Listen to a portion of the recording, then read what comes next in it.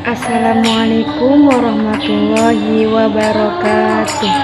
Apa kabar semuanya? Semoga semuanya sehat walafiat dan selalu semangat dalam belajar.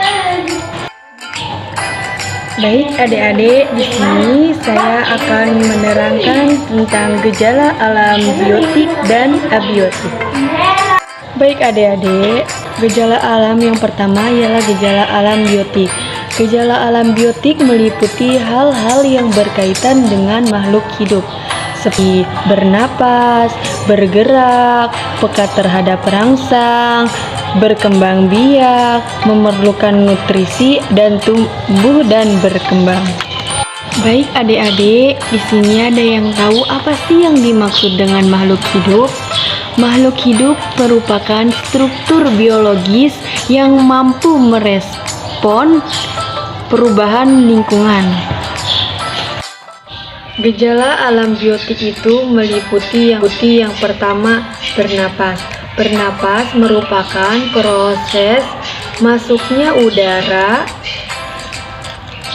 dari luar yang mengandung oksigen dan mengeluarkan udara dari dalam paru-paru. Yang kedua yaitu bergerak. Bergerak merupakan suatu perpindahan posisi seluruh atau sebagian dari tubuh makhluk hidup karena adanya rangsangan. Contohnya berlari, berjalan, melompat, dan bergerak ke sumber cahaya oleh tumbuhan. Yang ketiga, peka terhadap rangsang. Kemampuan menerima dan memberikan reaksi terhadap rangsang, seperti contohnya daun putri malu. Putri malu akan kuncup apabila disentuh. Itu yang dinamakan peka terhadap rangsang. Yang keempat ialah memerlukan makanan. Setiap makhluk hidup pasti memerlukan makanan ataupun nutrisi. Jika seseorang kekurangan nutrisi ataupun cairan, dia akan pingsan, atau dalam jangka panjang seseorang itu akan terkena malnutrisi. Nah, ialah tumbuh dan berkembang. Pertumbuhan merupakan pertumbuhan dari kecil sampai besar karena adanya pertambahan sel dan volume sel.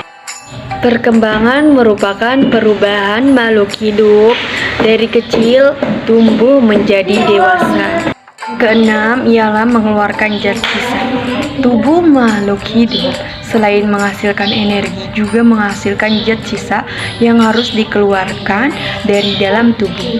Jika tidak segera dikeluarkan, kadar zat sisa yang tinggi akan mempunyai efek yang berbahaya bagi tubuh manusia. Yang ketujuh ialah berkembang biak. Berkembang biak merupakan mempertahankan kelangsungan hidupnya adalah dengan cara berkembang biak atau yang biasa disebut dengan reproduksi. Contohnya pada sapi. Sapi akan berkembang biak untuk pertahanan hidupnya. Nah, yang kedelapan ialah beradaptasi. Beradaptasi merupakan kemampuan makhluk hidup untuk menyesuaikan diri terhadap lingkungan. Contohnya seperti bunglon. Ketika bunglon terasa terancam, maka bunglon akan berubah warna. Kulitnya sesuai dengan warna benda yang ada di sekitarnya ataupun yang dihinggapinya. Itu adalah cara beradaptasi bunglon. Gejala alam abiotik itu ya banyak sekali gejala-gejala yang terjadi seperti bencana tanah longsor, adanya gangguan kestabilan tanah, dan batuan penyusun lereng, batuan atau campuran keduanya. Dan tanah longsor mengakibatkan banyak sekali kerugian yang bisa memberi dampak negatif kepada makhluk-makhluk yang ada di sekitarnya dan bisa mengubur tanah, tumbuhan yang ada di sekitarnya. Nah, itulah contoh dari tanah longsor, yaitu kebakaran hutan. Kebakaran hutan terjadi karena api ataupun aktivitas manusia, bahan bakar, pembakaran lahan, atau kemarau panjang dan cuaca terlalu panas menyebabkan hutan menjadi terbakar.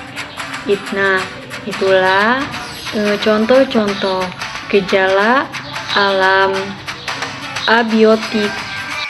Bagaimana, sudah jelaskah penjelasan dari gejala alam biotik dan gejala alam abiotik? Mudah-mudahan kalian semua paham dengan apa. Nah, kesimpulan dari materi tadi bahwa gejala alam biotik dan abiotik itu meliputi seluruh makhluk hidup. Gejala alam biotik itu gejala alam yang hidup, dan gejala alam abiotik itu gejala alam yang tidak hidup. Itulah kesimpulan dari materi tadi. Dari jelaskan tadi, kurang dan lebihnya mohon maaf. Sampai jumpa lagi semuanya. Assalamualaikum warahmatullahi wabarakatuh.